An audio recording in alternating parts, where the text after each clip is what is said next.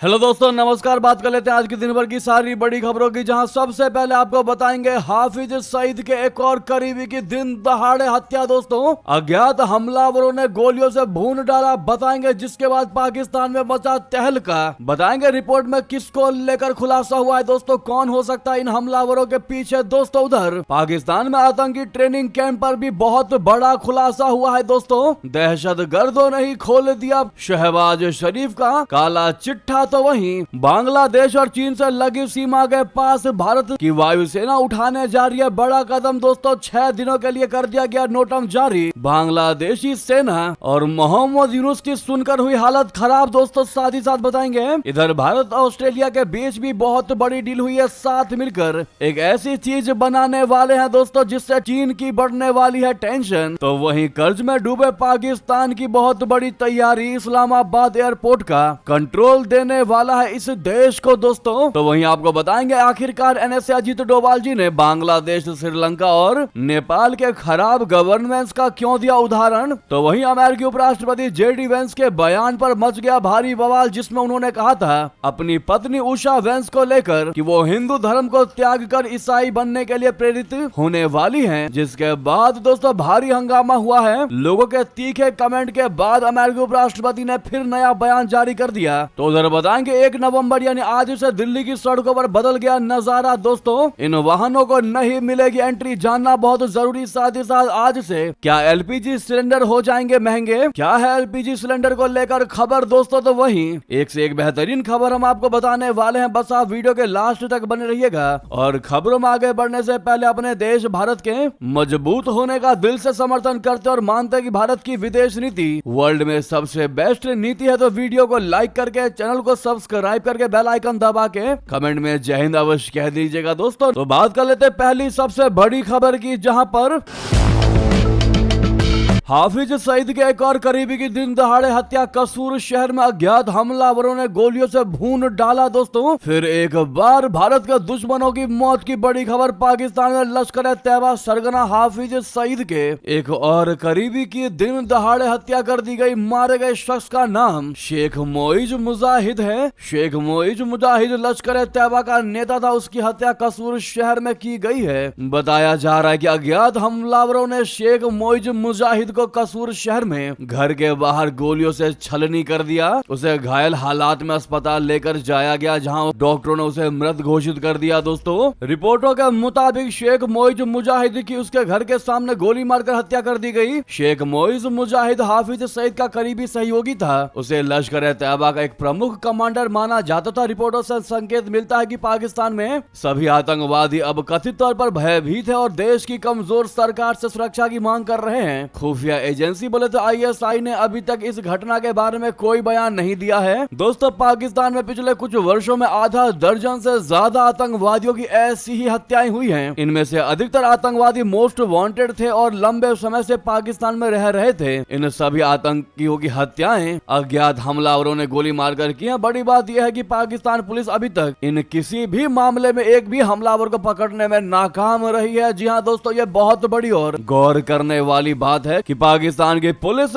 एक भी अज्ञात उन हमलावरों को पकड़ नहीं पाई है। दोस्तों, आपको याद होगा, जो लगातार हमारी खबरें देखते हैं दोस्तों, सालों साल से देखते आ रहे हैं कि भारत के मोस्ट वांटेड आतंकवादियों को पाकिस्तान में अज्ञात हमलावरों के द्वारा मार दिया जाता है। दोस्तों, जो कि भारत के लिए तो बड़ी खुशखबरी की खबर होती है, लेकिन पाकिस्तान आज तक उन्हें पकड़ नहीं पाया। हालांकि पाकिस्तान ने कितनी बार भारत के रॉ एजेंसीज पर ये गंभीर आरोप लगाए हैं, लेकिन सबूत आज तक पाकिस्तान के पास नहीं है। हालांकि एक और भारत का मोस्ट वांटेड आतंकवादी दोस्तों स्वाहा हो गया। इस पर आपकी क्या राय है, बताना बिल्कुल मत भूलिएगा। और ऐसे आतंकवादियों को मौत की नींद सुलाया जाए, वही ज्यादा बेटर है, वही ज्यादा बेहतर होगा। दोस्तों, कमेंट करना मत भूलिएगा, लेकिन अपने भारत देश के लिए वीडियो को लाइक जरूर कर दीजिएगा, ताकि ये खबर दुश्मनों तक भी पहुंचे और पता चले कि कैसे मोस्ट वांटेड आतंकवादी मारे जा रहे हैं। चाहे कोई भी इनको मार रहा है, लेकिन अब ये अपने आप को बचा नहीं पाएंगे। अगली खबर की बात करते हैं इसी से जुड़ी, जहां दोस्तों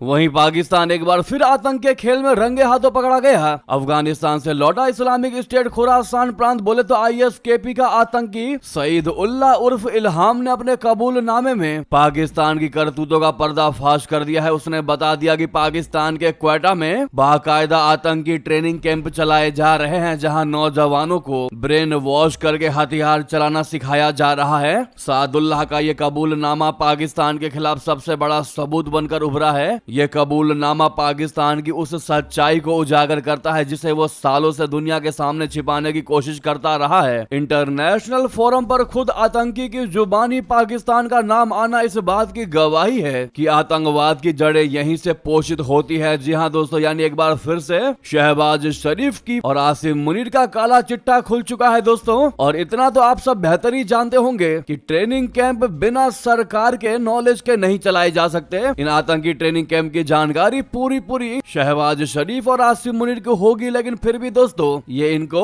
हटाने के बजाय और इनका समर्थन करते हैं। इससे पाकिस्तान को फायदा होता है आतंकवादियों को पालने में। ऐसे ही इसका नाम आतंकिस्तान नहीं है। अभी हाल ही में खबर आई थी कि तहरीक तालिबान से आतंकी हाफिज सईद घबरा चुका दोस्तों, जिसकी वजह से चुपचाप उसने अपनी रैली को ही टाल दिया दोस्तों। यानी एक आतंकवादी अब दूसरे आतंकवादी से, आतंकवादी गुट से डरता नजर आ रहा है दोस्तों। ये है पाकिस्तान की आज की स्थिति। पाकिस्तान सरकार और उसकी खुफिया एजेंसी की सरपरस्ती में आतंकी फैक्ट्री चलाने वाला हाफिज सईद इन दिनों तहरीक तालिबान से घबराया हुआ है। पाकिस्तान में उसकी रैली टालना इसकी तस्दीक कर रहा है। इतना ही नहीं, लश्कर तैयबा का एक आतंकी जमात में ये बात बताते हुए भी दिखाई दिया। लश्कर तैयबा का आतंकी पाकिस्तानी भीड़ को बता रहा है कि अमीर मोहतरम यानी हाफिज सईद ने रैली टालने का फैसला किया है। दोस्तों लश्कर तैयबा के सारे नेता और आतंकी हाफिज सईद को इसी नाम से बुलाते हैं। नेक्स्ट खबर की बात करते हैं, जहां पर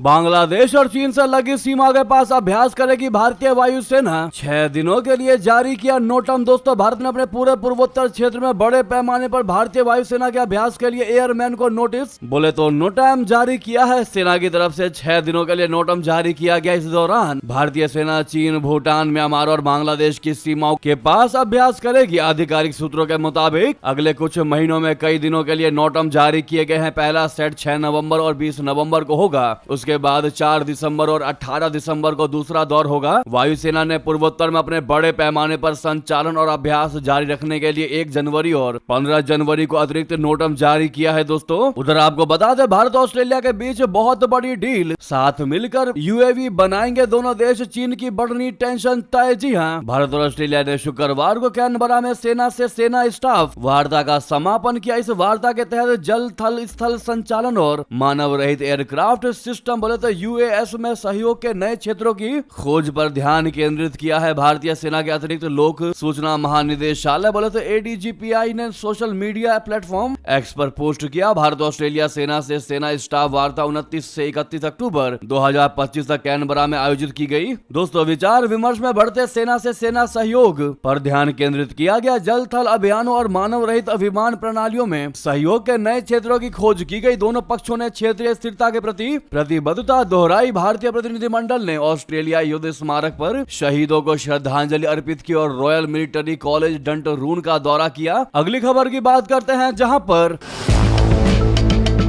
कर्ज में डूबे पाकिस्तान की तैयारी, इस्लामाबाद एयरपोर्ट का कंट्रोल देगा UAE को। जी हां दोस्तों, भारी आर्थिक संकट से जूझ रहे पाकिस्तान ने अब अपने प्रमुख हवाई अड्डों के संचालन को निजी हाथों में सौंपने की दिशा में बड़ा कदम उठाया है। सरकार ने राजधानी इस्लामाबाद अंतर्राष्ट्रीय हवाई अड्डे का संचालन और प्रबंधन संयुक्त अरब अमीरात बोले तो UAE की एक कंपनी को देने की योजना बनाई है। ये फैसला एक सरकार से सरकार बोले तो G2G गवर्नमेंट टू गवर्नमेंट समझौते के तहत किया जाएगा। पाकिस्तान ने इसके लिए ब्रिटेन और तुर्की की संयुक्त बोली को ठुकरा दिया। पाकिस्तान के रक्षा मंत्रालय में विमानन मामलों के संयुक्त सचिव वसीम तरीक ने संसद में बताया कि अबू धाबी इन्वेस्टमेंट के साथ बातचीत जारी है। UAE की कंपनी ने पाकिस्तान को कुल राजस्व में 60% हिस्सेदारी देने का प्रस्ताव रखा है, जबकि ब्रिटेन की ERG UK और तुर्की की टर्मिनल यापी ने सिर्फ 40% हिस्सा देने की पेशकश की। सरकार का मानना है कि UAE के साथ ये सौदा ज्यादा फायदेमंद साबित होगा और इससे देश में विदेशी निवेश को बढ़ावा मिलेगा। इस्लामाबाद एयरपोर्ट के बाद पाकिस्तान सरकार लाहौर और कराची के अंतरराष्ट्रीय हवाई अड्डों का संचालन भी निजी कंपनियों को सौंपने की तैयारी में है। इसके लिए वित्तीय सलाहकारों की नियुक्ति की प्रक्रिया जारी है। यह कदम अंतरराष्ट्रीय मुद्रा कोष IMF के सुधार कार्यक्रम का हिस्सा है, जिसके तहत पाकिस्तान को अपनी अर्थव्यवस्था में सुधार और सरकारी खर्च में कटौती करनी है। दोस्तों, पाकिस्तान हाल के दिनों में लगातार ऐसे कदम उठा रहा है जो उसकी आर्थिक और कूटनीतिक दिशा दोनों में बदलाव दिखा रहे हैं। कुछ ही दिन पहले इस्लामाबाद ने बांग्लादेश को कराची पोर्ट इस्तेमाल करने का प्रस्ताव दिया था ताकि ढाका चीन खाड़ी देशों से सीधे व्यापार कर सके। आप देखिएगा दोस्तों, अगर पाकिस्तान की यही हरकतें रही तो आने वाले कुछ ही सालों में पाकिस्तान पूरे तरीके से बिक जाएगा। फिर पाकिस्तान का कोई अस्तित्व नहीं रहने वाला। दोस्तों, आप एक चीज तो समझ ही रहे होंगे पाकिस्तान को लेकर कि इतना सब कुछ बिक रहा है पाकिस्तान में, लेकिन फिर भी पाकिस्तान के हुक्मरानों के माथे पर शिकन तक नहीं है। दोस्तों, इससे साफ झलकता है कि इनको बिल्कुल भी रिग्रेट नहीं है, बिल्कुल भी पश्चाताप नहीं है कि उनका देश गर्त में जा रहा है। साथ ही साथ नेक्स्ट खबर की बात करते हैं, जहां पर राष्ट्रीय सुरक्षा सलाहकार NSA अजीत डोभाल जी ने शुक्रवार को कहा कि किसी राष्ट्र की असली ताकत उसकी सरकारों की ताकत में होती है। बांग्लादेश, श्रीलंका और नेपाल में हाल के शासन परिवर्तन खराब गवर्नेंस के उदाहरण हैं। उन्होंने कहा कि जब सरकारें कमजोर, स्वार्थी या भ्रमित होती है तो परिणाम भी वैसा ही होता है। संस्थान राष्ट्र की रीढ़ होती है और जो लोग उन्हें बनाते हैं और पोषित करते हैं वही राष्ट्र की नींव मजबूत करते हैं। अजीत डोभाल जी ने कहा कि महान साम्राज्यों, लोकतंत्रों और राजतंत्रों का पतन हमेशा गलत शासन से हुआ है। जब शासन तानाशाही हो जाता है और संस्थाएं कमजोर पड़ने लगती है तो देश पतन की ओर बढ़ता है। एक सुरक्षा अधिकारी के नजरिए से मैं शासन को केवल प्रशासन नहीं बल्कि राष्ट्र की सुरक्षा और विकास का तंत्र मानता हूँ। सभ्यता को राष्ट्र राज्य में बदलना एक कठिन कार्य है और यह सिर्फ मजबूत शासन व्यवस्था से संभव है। सरकार को सामान्य अपेक्षाओं से आगे जाकर काम करना चाहिए। जी हाँ दोस्तों, तो वहीं आपको बता दें, उषा को हिंदू से ईसाई बनाने वाले JD वैंस के बयान पर भारी हंगामा। लोगों के तीखे कमेंट पर भड़के अमेरिकी उपराष्ट्रपति। जी हाँ, अमेरिका के उपराष्ट्रपति JD वैंस का अपनी पत्नी उषा को धर्म परिवर्तन करने के लिए प्रेरित करने वाला बयान उनको ही भारी पड़ने लगा। दोस्तों, JD वैंस ने एक दिन पहले सार्वजनिक कार्यक्रम में यह इच्छा जाहिर की थी कि वो चाहते हैं कि उनकी पत्नी उषा हिंदू धर्म को त्याग कर अब ईसाई धर्म ग्रहण कर ले। JD वैंस ने कहा था कि मुझे उम्मीद है कि उषा एक दिन ऐसा जरूर करेंगी। अमेरिकी उपराष्ट्रपति के इस बयान को पत्नी उषा पर धर्म परिवर्तन के लिए दबाव डालने के तौर पर देखा जा रहा है। उनके इस बयान पर भारी बवाल मच गया है। सोशल मीडिया पर एक यूजर्स ने JD वैंस की इस सोच को लेकर इतना तीखा कमेंट किया कि अमेरिकी उपराष्ट्रपति भड़क उठे, आग बबूला हो गए। जी हाँ, सबसे पहले आपको बता दें, एसीन नामक एक पत्रकार ने एक्स पर JD वैंस का वो कमेंट शेयर किया जिसमें वो अपनी पत्नी उषा के लिए कहते हुए सुने जा सकते हैं। जिसके बाद एजरा लेवेंट ने एसीन द्वारा शेयर किए गए JD वैंस के उस बयान को टैग करते हुए तीखा कमेंट किया। कहा, यह कितना विचित्र है कि क्रिश्चियन राष्ट्रवादियों में अपनी स्वीकार्यता बढ़ाने के लिए अपनी पत्नी के धर्म को नीचा दिखाया जा रहा है। एजरा लेवेंट के इस कमेंट पर JD वैंस बुरी तरीके से भड़क गए दोस्तों और उन्होंने घृणित करार दिया। JD वैंस ने जवाब देते हुए कहा कि कितना घृणित कमेंट है और यह उन सब टिप्पणियों में सबसे ज्यादा घृणित है जितनी भी बातें अब तक इसको लेकर कही गई हैं। जिसके बाद दोस्तों, विवादों में घिरने के बाद इन्होंने अब कहा है कि हिंदू धर्म नहीं छोड़ेगी मेरी पत्नी उषा, अब उसका ईसाई बनने का कोई इरादा नहीं है। जी हाँ दोस्तों, भारी बवाल के बाद JD वैंस ने अपना बयान ही पलट डाला। साथ ही साथ अगली खबर की बात करते हैं, जहां पड़ोसी के खिलाफ जंग छेड़ने की तैयारी में अमेरिका। इधर रिपोर्ट में दावा, सैन्य ठिकानों पर हमले की योजना में है ट्रंप। दोस्तों, अमेरिकी राष्ट्रपति ट्रंप के ड्रग तस्करी रोकने के अभियान के ऐलान के बाद से अमेरिका और पड़ोसी देश वेनेजुएला के बीच तनाव चरम पर पहुंचता नजर आ रहा है। इस बीच अब एक और रिपोर्ट में दावा किया गया है कि अमेरिका जल्द ही वेनेजुएला के सैन्य ठिकानों पर हमला करने की योजना बना रहा है। खबरों के मुताबिक इन हमलों का उद्देश्य एक ड्रग कार्टेल द्वारा इस्तेमाल किए जाने वाले सैन्य ठिकानों को नष्ट करना है। दोस्तों, मियामी हेराल्ड ने मामले से परिचित सूत्रों के हवाले से बताया है कि ट्रंप प्रशासन ने वेनेजुएला के अंदर सैन्य प्रतिष्ठानों पर हमले की योजना बनाई है। रिपोर्ट में कहा गया है कि ये हमले किसी भी समय हो सकते हैं। मामले से परिचित एक सूत्र ने बताया है कि मादुरो खुद को फंसा हुआ पा रहे हैं और उन्हें जल्द ही पता चल सकता है कि अगर वे देश छोड़कर भागने का फैसला भी कर लें तो भी वे भाग नहीं सकते। जी हाँ, जानकारी के मुताबिक अमेरिका की एक स्क्वाड्रन वर्तमान में प्यूर्टो रिको में तैनात है। कैरिबियन में अमेरिकी बल में 8 युद्धपोत P-8 समुद्री गश्ती विमान, MQ-9 रिपर ड्रोन और एक F-35 लड़ाकू स्क्वाड्रन भी सक्रिय है। दोस्तों, तो वहीं खुलासा यह भी हुआ है कि वेनेजुएला के राष्ट्रपति व्लादिमीर पुतिन से मदद मांगते नजर आ रहे। दोस्तों, रशिया से मदद मांग रहे हैं कि अमेरिका द्वारा किए जाने वाले इन हमलों में हमारी मदद की जाए। अब देखना यह होगा कि क्या रशिया वेनेजुएला के समर्थन में उतरता है, क्या वाकई में वेनेजुएला का साथ देता है, ये देखने वाली बात होगी। दोस्तों, तो वहीं आपको बहुत बड़ी और चौंका देने वाली खबर बता दें, डोनाल्ड ट्रंप के अचानक न्यूक्लियर हथियारों को टेस्ट करने के आदेश ने चौंका दिया, दुनिया पर छाया कोल्ड वॉर का साया। दोस्तों, दक्षिण कोरिया में शी जिनपिंग से मुलाकात से ठीक पहले अमेरिकी राष्ट्रपति ट्रंप ने गुरुवार को पेंटागन को परमाणु हथियारों के परीक्षण शुरू करने का आदेश दे दिया। ट्रंप के अनुसार यह कदम इसलिए उठाया गया ताकि अमेरिका रूस और चीन से पीछे न रह जाए। ट्रंप ने कहा कि इसमें 2-3 साल लग जाएंगे, लेकिन अब उन्हें इसकी आवश्यकता लग रही है। अमेरिका ने अंतिम परमाणु परीक्षण 1992 में, चीन ने 1996 में और रशिया के पूर्ववर्ती सोवियत संघ ने 1990 में किया था। कांग्रेसनल रिसर्च सर्विस की ओर से जारी रिपोर्ट में दावा किया गया है कि 1998 के बाद से सिर्फ उत्तर कोरिया ने ही 2017 में परमाणु परीक्षण किया है। परमाणु हथियारों पर ताजा मसला तब उठा है जब कुछ दिन पहले रूस ने दावा किया था कि उसने nuclear powered under water torpedo Poseidon का सफल परीक्षण कर लिया है। तो वहीं दोस्तों, संयुक्त राष्ट्र ने राष्ट्रपति ट्रंप को दे दी तगड़ी अल्टीमेटम। दोस्तों, कह दिया कानून के दायरे में रहे अमेरिका। जी हाँ, आखिर क्यों दी धमकी, बता दें। संयुक्त राष्ट्र ने अमेरिका को सख्त चेतावनी दी है। दरअसल अमेरिका ने पिछले 2 महीनों में कैरिबियन और प्रशांत महासागर, बोले तो पैसिफिक ओशियन में दर्जनों कथित नशा तस्करी करने वाली नौकाओं पर घातक हमले किए। जैसा कि हमने आपको वेनेजुएला वाला खबर बताया। अमेरिकी सेना के इन हमलों में अब तक 60 से ज्यादा लोगों की मौतें हो चुकी हैं। संयुक्त राष्ट्र के मानवाधिकार प्रमुख वॉल्कर टुर्क ने इन हमलों को अंतरराष्ट्रीय कानून का उल्लंघन बताया। उनका कहना है कि यह कार्रवाई किसी भी कानूनी प्रक्रिया के बिना की गई हत्याएं यानी एक्स्ट्रा जुडिशियल किलिंग्स है और वॉशिंगटन को तुरंत ऐसे हमले रोक देने चाहिए। वॉल्कर टुर्क ने कहा कि नशे की तस्करी से लड़ना जरूरी है, लेकिन घातक हमले इसके साधन समाधान नहीं है। उन्होंने कहा कि कानून के मुताबिक घातक बल का इस्तेमाल सिर्फ तब किया जा सकता है जब किसी की जिंदगी को तुरंत खतरा हो। तुर्क ने कहा कि अमेरिका ने अपने हमलों के बारे में बहुत कम जानकारियां दी हैं और ऐसा नहीं लगता कि नौकाओं पर मौजूद लोग किसी की जान के लिए तत्काल खतरा थे। ट्रंप ने बहुत बड़ी गलती की और अमेरिका ने गलत कदम उठाया। ऐसे में ट्रंप को कानून के दायरे में रहना पड़ेगा। ये तगड़ा अल्टीमेटम दिया है दोस्तों संयुक्त राष्ट्र ने ट्रंप को। आपकी क्या है इस पर राय बताना मत भूलिएगा दोस्तों, लेकिन वीडियो को लाइक करते रहिएगा। अभी तक लाइक नहीं किया है तो साथ ही साथ नेक्स्ट खबर की बात करते हैं, जहां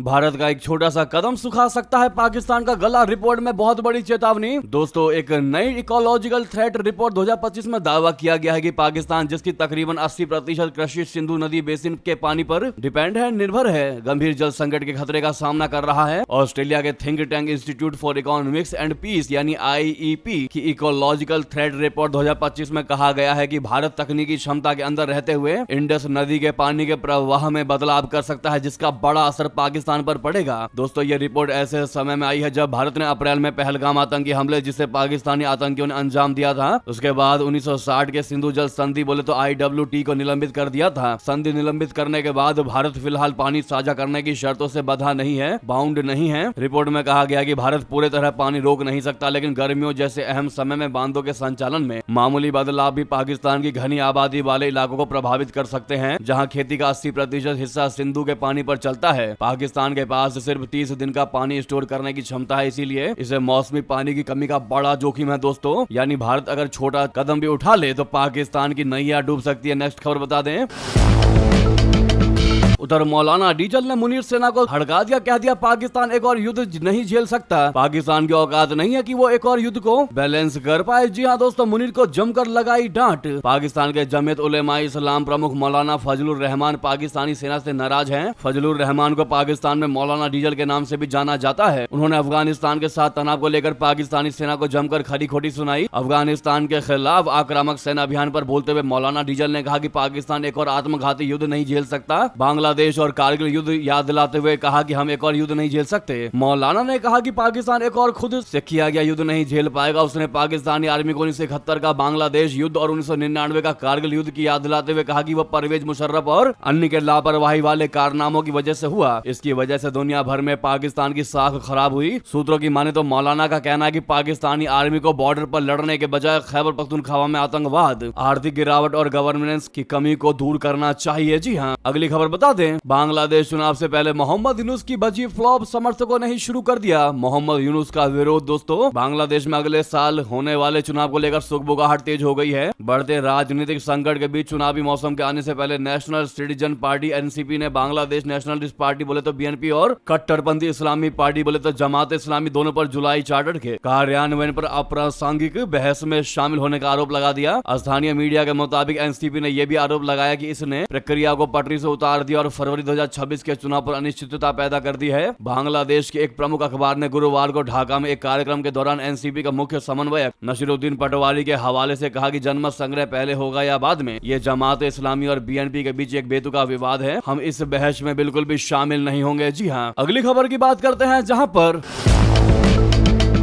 1 नवंबर से दिल्ली की सड़कों पर बदलेगा नजारा। अब इन वाहनों को नहीं होगी एंट्री। जी हां, राष्ट्रीय राजधानी दिल्ली में प्रदूषण पर लगाम लगाने के लिए सरकार ने बड़ा कदम उठाया है। 1 नवंबर यानी आज से अब सिर्फ BS 6 मानक वाले कमर्शियल गुड्स वाहन ही दिल्ली में प्रवेश कर सकेंगे। ये आदेश वायु गुणवत्ता प्रबंधन आयोग यानी CAQM और दिल्ली परिवहन विभाग के संयुक्त निर्देशों के तहत जारी किया गया है। इसका मकसद सर्दियों में बिगड़ती वायु गुणवत्ता को नियंत्रित करना है। CAQM ने साफ कर दिया है कि अब BS 4 या BS 3 जैसे पुराने मानक वाले अन्य राज्यों के रजिस्टर्ड कमर्शियल गुड्स वाहनों को दिल्ली में एंट्री नहीं मिलेगी। इसमें लाइट, मीडियम और हैवी गुड्स वाहन बोले तो LGV, MGV, HGV सभी शामिल हैं। यह कदम प्रदूषण फैलाने वाले वाहनों को सड़कों से हटाने की दिशा में अहम माना जा रहा है। दोस्तों, BS 4 वाहनों को 1 साल की मोहलत दी गई है। सरकार ने ट्रांसपोर्ट इंडस्ट्री को थोड़ा राहत देते हुए कह दिया है कि BS 4 इंजन वाले वाहनों को 31 अक्टूबर 2026 तक अस्थायी छूट दी जाएगी। ये संक्रमण काल कंपनियों को अपने वाहन बेड़े को धीरे धीरे BS 6 मानक में अपग्रेड करने का मौका दिया जाएगा। अब ऐसे में सवाल यह है कि किन को छूट मिलेगी, तो आपको बता दें CAQM के नोटिफिकेशन में बताया गया है कि सभी वाहनों पर एक जैसी रोक नहीं होगी, कुछ श्रेणियों को छूट दी गई है। हालांकि निजी वाहन चालकों के लिए कोई नई पाबंदी नहीं है। टैक्सी, ओला, उबर जैसे कमर्शियल पैसेंजर वाहन भी इस दायरे से बाहर रहेंगे। इस पर आपकी क्या राय है दोस्तों, बताना बिल्कुल मत भूलिएगा। साथ ही साथ अगली खबर की बात करते हैं जहां आज 1 नवंबर से क्या बदल जाएगी LPG सिलेंडर की कीमत, क्या महंगा हो जाएगा गैस या सस्ता, बता दें। 1 नवंबर से कई बदलाव हो रहे हैं जिनका सीधा असर आम लोगों की जेब पर पड़ेगा, लेकिन सबसे अहम बदलाव रसोई गैस सिलेंडर की कीमत को लेकर है। गौरतलब है कि घरेलू रसोई गैस सिलेंडर की कीमत 8 अप्रैल 2025 से नहीं बदली है। दिल्ली में यह सिलेंडर अभी भी 853 रुपए में मिल रहा है। वहीं व्यावसायिक रसोई गैस सिलेंडर की कीमत लगभग हर महीने बदलती रहती है और आज भी इसके रेट से यही है दोस्तों, यानी कि घरेलू सिलेंडर के दामों में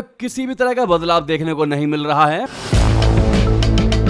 वहीं अगर दोस्तों आधार अपडेट की बात करें तो आज से आधार अपडेट की फीस को लेकर बहुत बड़ा बदलाव हुआ है। Unique identification authority of India बोले तो UIDAI ने बच्चों के आधार कार्ड के बायोमेट्रिक अपडेट पर लगने वाली 125 रुपए की फीस माफ कर दी है। यानी अब 1 साल तक बच्चों का आधार अपडेट बिल्कुल मुफ्त में कराया जाएगा। वहीं वयस्कों के लिए नाम, जन्मतिथि, पता या मोबाइल नंबर अपडेट कराने पर 75 रुपए और बायोमेट्रिक डिटेल्स जैसे कि फिंगरप्रिंट या आईरिस स्कैन बदलवाने पर 125 रुपए फीस पहले की तरह देनी होगी। तो वहीं बैंक के नॉमिनी को लेकर भी नया नियम है। बैंक ग्राहकों के लिए नॉमिनी से जुड़ा बदलाव आज से लागू हो जाएगा। अब एक अकाउंट, लॉकर या सेफ कस्टडी आइटम के लिए 4 लोगों तक को नॉमिनी बनाया जा सकता है। अगर आप पेंशनर्स हैं दोस्तों तो आपके लिए जरूरी खबर है। सभी रिटायर्ड केंद्रीय और राज्य सरकार के कर्मचारियों को 30 नवंबर तक अपना वार्षिक लाइफ सर्टिफिकेट जमा करना अनिवार्य है। ये काम बैंक ब्रांच में जाकर या जीवन प्रमाण पोर्टल के माध्यम से ऑनलाइन किया जा सकता है। यदि समय पर प्रमाण पत्र जमा नहीं किया गया तो पेंशन भुगतान देरी से या बंद भी हो सकता है। और भी काफी बदलाव हुए हैं दोस्तों। इसी बीच ये थी की सारी बड़ी खबरें। आपको खबर कैसी लगी कमेंट बताना बिल्कुल मत भूलिएगा। लगे हाथ इस वीडियो को लाइक करके, चैनल को सब्सक्राइब करके, बेल आइकन दबा के कमेंट में जय हिंद कह दीजिएगा। तो दोस्तों मिलते हैं आपसे अगली बड़ी खबर में। यहां तक बने रहने के लिए आप सभी का बहुत बहुत धन्यवाद, बहुत बहुत आभार। जय हिंद, जय भारत।